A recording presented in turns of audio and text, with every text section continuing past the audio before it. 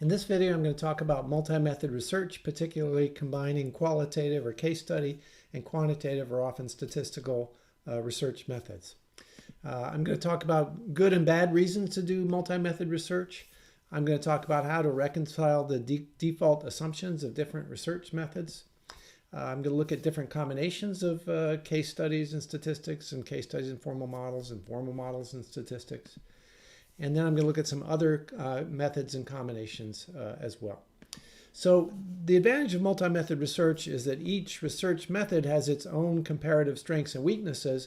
And the ideal is that we can, by combining them, we can offset the weaknesses of one method with the strengths of another method.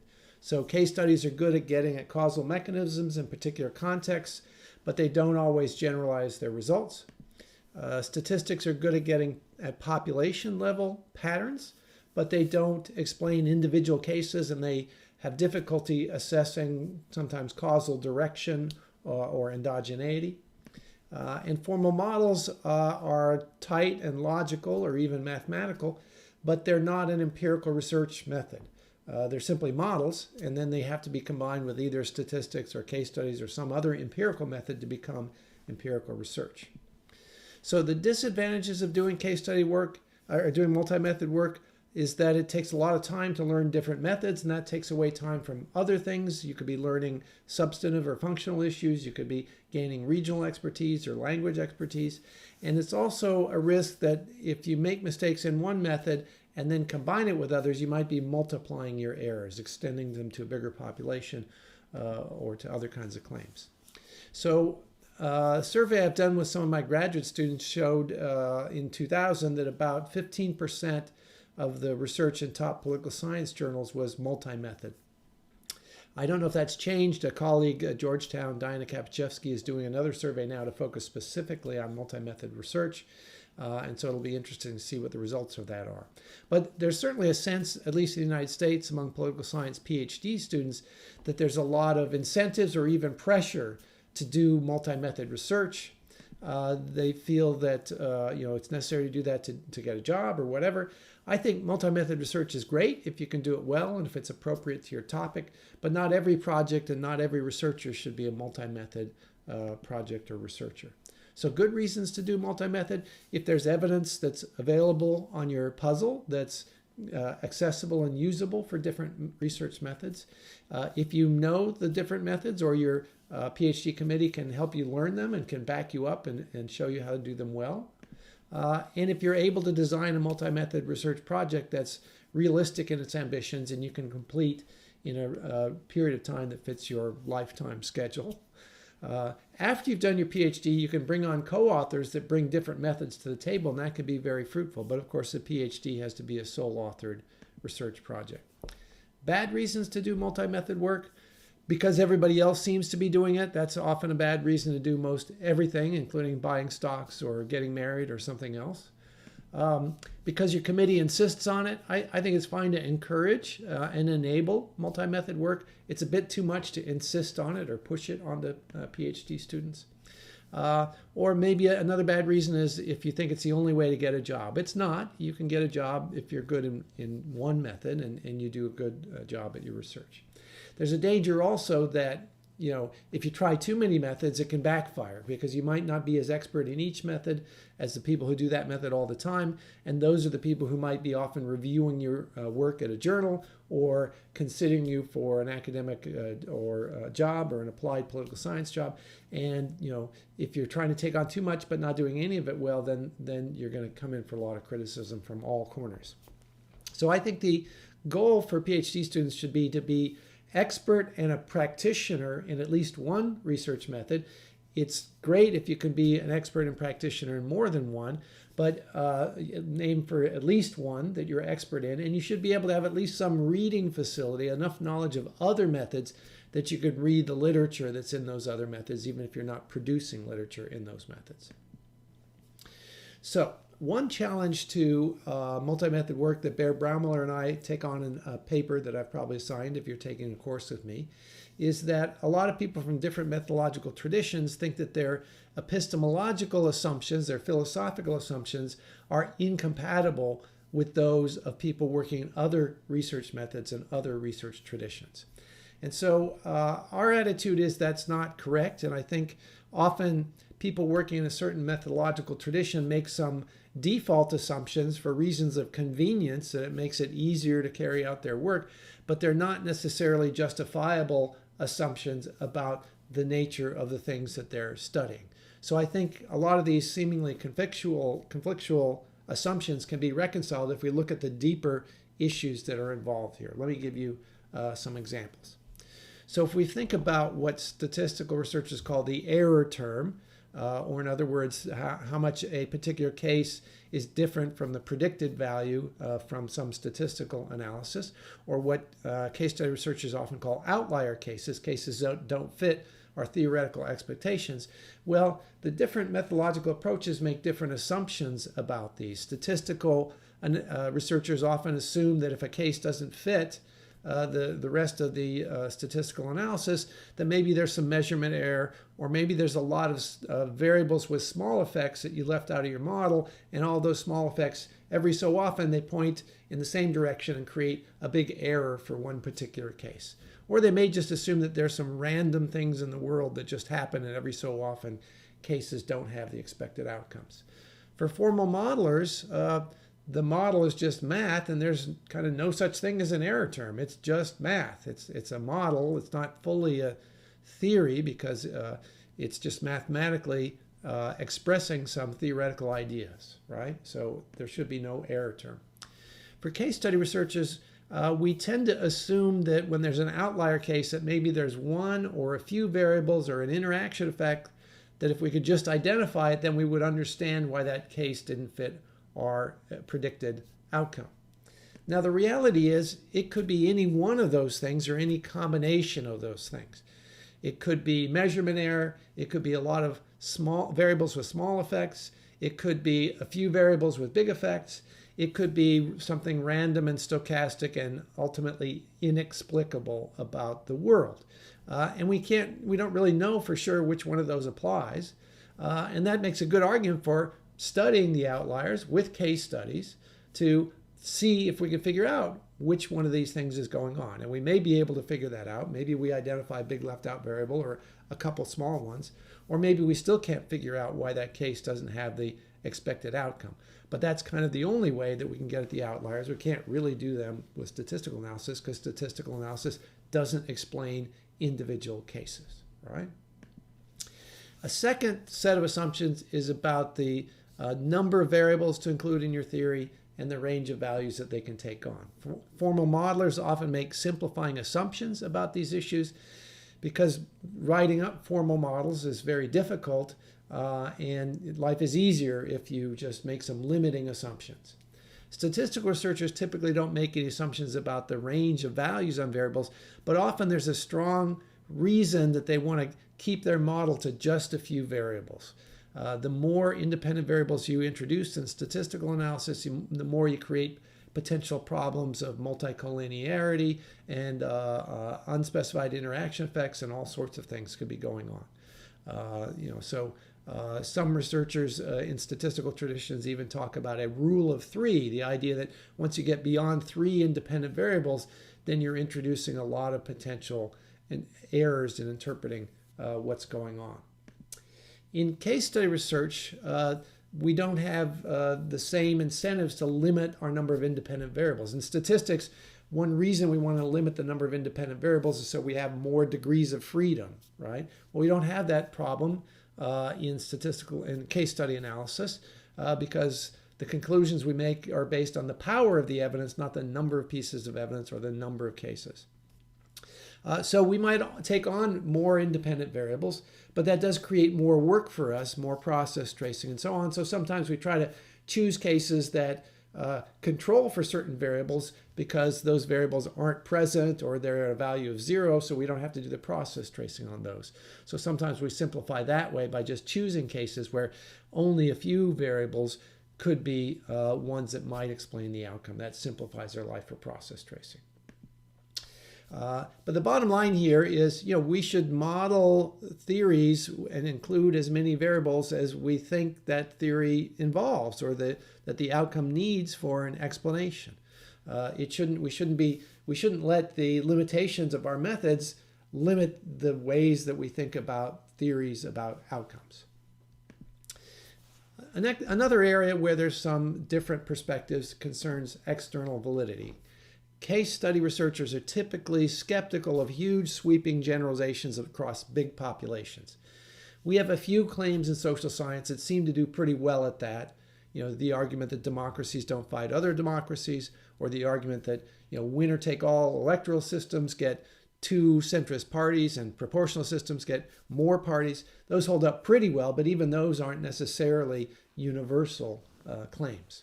But we're skeptical of big claims, and we think that usually there's combinations of variables or that we can make what we call contingent generalizations, more specific and narrow generalizations about particular combinations of variables. In statistical research, often there's an assumption of what's called unit homogeneity, the idea that this change on this variable would have on average the same effect on different cases. That's a very strong assumption. Often it's not justifiable. But the idea is then we can generalize to populations even if we can't necessarily explain particular cases, right? The bottom line is we should test assumptions about unit homogeneity. We can also do statistical analysis on a subset of the data and then test it against out-of-sample data to see if the model is still doing well. So we shouldn't just make blanket assumptions about generalizability. Okay, so those are some ways that I think we can reconcile the default assumptions, which are often assumptions for matters of convenience. They're not necessary assumptions for pursuing particular methods. And so that's one reason I think we can legitimately combine different methods. I would also say that the order in which we do the methods matters. It affects which information is new or novel to us at each stage of the research. Typical orders, one might be where we start with statistical analysis, and then we can identify what are some deviant cases or influential cases or typical cases that we might do case studies of. That's a very common order for statistical case study analysis. Alternatively, we could start with the case studies first and use those to modify and develop our concepts and measures before we go out and code a lot of cases and then do some statistics. So we could do it in that direction as well. We could start with a formal model to clarify our theoretical ideas, and then we could test that with either statistics or with cases to see if the mechanisms in the case or the observable implications of the hypotheses about mechanisms are evident in the case. So in my paper with Bear Brommeler, we look at three different prototypical combinations of formal models and statistical analysis, formal models and case study research, formal models, and case study statistical analysis, and the ways that they can be used for different kinds of theory building. So this is summarized in our paper. I'll just go through it briefly here. A lot of formal statistical work. You could do some statistical work to see if redoing your model is worth it, or do some modeling to see how you should code your cases in your data set. That would be a kind of a plausibility probe, an initial small, quick, cheap, easy study before we do a big, expensive study. Well, a lot of formal statistical work is what we call discipline configurative. This means to use correlations to guide the construction of a model, or use a model, a formal model, to explain or give a possible theoretical explanation of the correlations that we find in a statistical study. So that's a common use. We could use, for heuristic purposes, to generate theoretical ideas. We can use a formal model to generate logical theoretical ideas. And we can use that to identify counterintuitive variables or processes that we might use statistics to assess. There's not as much in statistics itself that's sort of theory generating, right? And finally, and most common use of this combination is to develop a formal model and then test statistically if we see the patterns and correlations that the formal model would lead us to expect. That's by far, I would say, the most common use of this formal statistical combination. And there are certain journals and certain departments like New York University or University of Rochester or Stanford University where a lot of the faculty do this kind of work. Second combination, formal models and case studies. An example of this kind of work is there's a book called Analytic Narratives, where a lot of scholars who typically have used formal modeling work and rational choice assumptions decided to use case studies, or what they call analytical narratives, to sort of assess how well the models fit particular cases. So here we could identify changes in a model use a case to identify changes in a model, or choose among different models before testing them. That would be sort of a plausibility probe. We could use a model to understand the events in a case, or we can use a case to modify the logic in our model. That would be discipline configurative, right? Using patterns to change theories, or theories to explain patterns. We can use deduction to come up with some new variables to put into our case study, or we can use induction, the case study, to find some new variables to put into our formal model. And then finally, we can use process tracing to test whether the predictions of a model are evident in a particular case. And this is that's basically, that last one is what most of the Analytic Narratives book is about. Case study statistical work, we can identify changes to a model that are suggested by correlations, or we can use case studies to help inform how we're going to shape our statistical model. That would be plausibility probe. Discipline configurative, we can use statistical findings to structure how we study a case, or a case to identify variables to put into our statistical model. Similarly, for heuristic or theory generating, we can use a case study to identify variables for the statistical model. And then we can also use cases to test if the hypothesized processes in the statistical model are actually evident in particular cases. And that's probably one of the most common uses here, together with the other use of using statistics to identify which cases are outliers or typical or extreme value or influential, that we then would choose those cases for study. So I would say using statistics to help choose cases for study, and then testing whether the hypothesized mechanisms in the correlational model are actually evident in cases. Those are probably the two most common uses of the case study statistical analysis combination. Okay. Now, there are many, many different kinds of methods that we can use, and many different combinations that we could use them in. We can use ethnography or participant observation. We can use small n case studies, which I've been talking about. We can use qualitative comparative analysis, which is a way of using Boolean algebra to find patterns in cases. We could use frequentist statistics. We can use many other different combinations. I'll mention a few others in the following video. But let me introduce an exercise here. There's an excellent book by Ken Schultz, who's a scholar at Stanford. The book is called Democracy and Coercive Diplomacy. And in that book, Schultz argues that democracies are more successful at coercive diplomacy than other kinds of governments or regimes. And when I say coercive diplomacy is when an actor or a state or a leader makes a threat. If you don't change your behavior in these ways, I will use force against you. I will start a war or airstrikes or something of that nature. And coercive diplomacy succeeds when that threat leads to a change in behavior that was what the person or country that issued the threat wanted to see. Okay, so Schultz argues that if you look at success rates at this kind of coercive diplomacy, that democracies are actually more successful than other kinds of states. So he argues that the reason for this is that when a leader of a democracy, a president or a prime minister, when they make a threat to use force, and then their own opposition party of the other party in their own government, who's in the minority, says, we agree, we're willing to support the use of force over this, well, that makes it a very credible signal, right? Whereas for other kinds of states, it's not clear if the authoritarian leader is just bluffing or not. But here it becomes clear that the threat is not a bluff if the opposition party says, we're willing to support that threat, right? We're willing to follow through. On the other hand, if the opposition party says, no, we're not willing to fight over that, we don't support this at all, we're not going to approve any funding or anything else, that undermines the credibility of the signal. and it reveals that it might be a bluff. And so presidents and prime ministers are less likely to bluff in the first place because it may not work and they'll just end up getting embarrassed and having to walk back whatever threats that they made. Okay? So this is the argument. Now, Schultz, it's a great book. He uses several different methods. He uses a formal model to talk about this signaling process. He uses statistical analysis of a number of cases of coercive diplomacy attempts. And then he uses case studies to look in detail at the mechanisms in some of those cases. Okay, and in a later video, I'll talk about Schultz's work as a really good example of process tracing.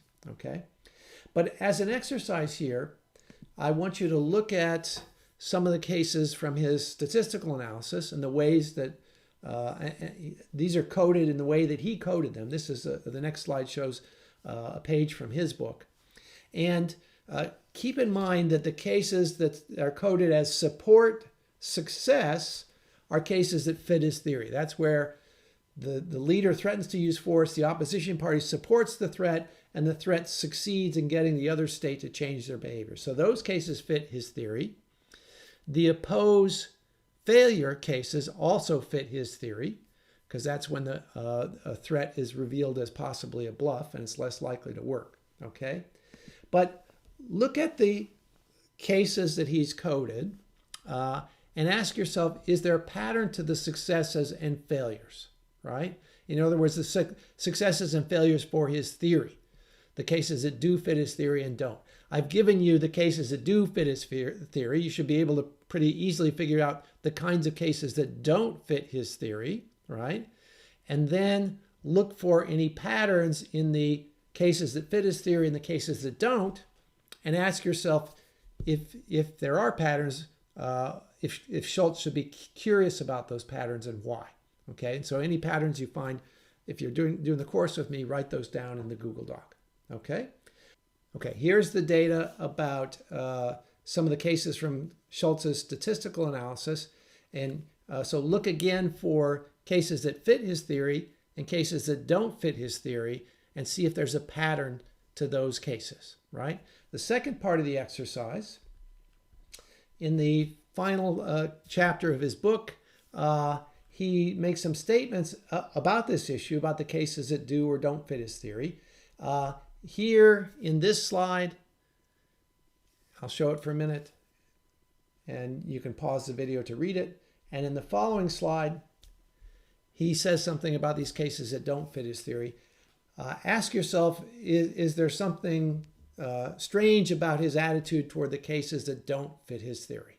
Okay, and if you're taking a class with me, write down what you think about his attitude about these cases that what do you think of his attitude about the cases that don't fit his theory? Okay, so that's the end of this video.